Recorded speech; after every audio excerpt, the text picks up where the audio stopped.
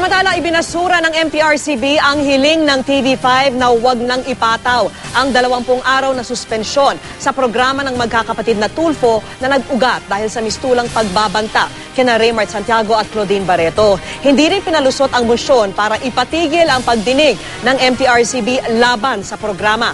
Nakatutok si June Veneracion.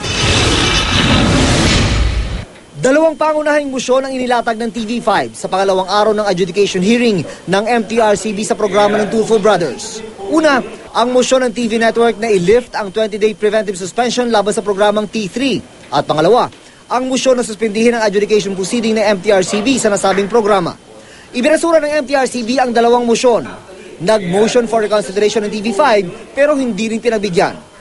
3 parusa raw ang pwedeng ipataw sa T3, sabi ng MTRCB. Pinakabababa ang sermon dahil humingi naman ng paumanhin ang mga host ng programa. Pwedeng suspensyon at pwede rin kanselasyon sa ere ng programa. Ang umaalingaw-ingaw naman po na reklamo, especially sa general public, yung pagbabanta po di umano dito is already constitutive of grave threats, which is a crime. If you consider that particular angle, then our panel would have to consider that very, very, very seriously. Nagugat ang problema sa pagbabanta umano ng magkakapatid na Tulfo laban sa mag-asawang Raymart Santiago at Claudine Barreto na nakaaway ng kanilang kuyang Simon Tulfo. Wala nang susunod na hearing adjudication panel ng MTRCB. Ang mangyayari na lang, kailangan nila magsumite ng kanilang mga ebidensya ang prosekusyon sa May 17. May 21 naman ang TV5. Pagkatapos noon, saka magdedesisyon ang 3 miyembro ng panel.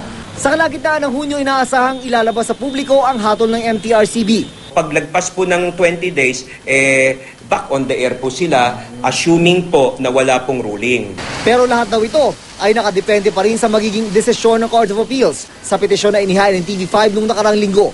Dais ng TV5 na mag-issue ang korte ng temporary restraining order sa 20-day preventive suspension at gusto rin nilang ipatigil sa korte ang adjudication proceeding ng MTRCB. Hinihintay pa namin ang pahayag ng TV5 sa naging desisyon ng MTRCB. Pero ang ina ng magkakapatid na Tulfo na nakausap namin kahapon, nalulungkot daw sa kinakaharap na problema ng kanyang mga anak. Naglungkot ako.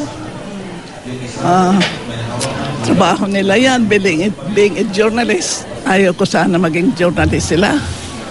Gusto ko sana maging pari at being a journalist. Risky ang buhay ninyo eh.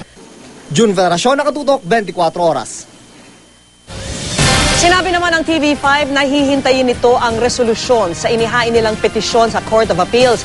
Sa tingin pa rin daw ng network ay paglabag sa press freedom ang naging hakbang ng MTRCB.